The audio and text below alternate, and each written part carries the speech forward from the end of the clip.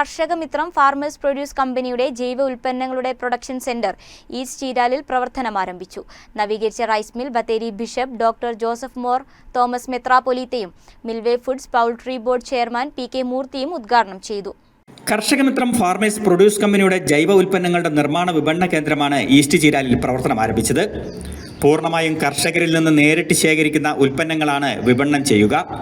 മായമില്ലാത്ത ഭക്ഷ്യവസ്തുക്കൾ ഉൽപ്പാദിപ്പിച്ചും വിപണനം ചെയ്തും കർഷകർക്കും നാടിനും ഗുണകരമാകുന്ന പ്രവർത്തനങ്ങൾക്കാണ് കർഷകമിത്രം നേതൃത്വം നൽകുന്നത്.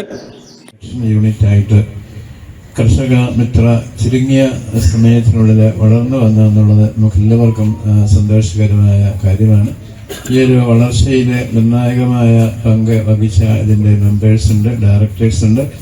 എന്നാൽ അതിനെ നല്ല ദിശാബോധത്തോടുകൂടി നയിക്കുന്നത് പ്രിയപ്പെട്ട PM ജോയിയാണ്. നമ്മുടെ പൊതു സമൂഹത്തിൻ്റെ എല്ലാ പ്രവർത്തനത്തിനും മുന്നിൽ നിന്നുകൊണ്ട് പ്രവർത്തിക്കുന്ന അദ്ദേഹത്തിൻ്റെ വീട് തന്നെയാണ് പ്രൊഡക്ഷൻ യൂണിറ്റ് ആയിട്ട് മാറ്റിയിരിക്കുന്നത് എന്നുള്ളത്.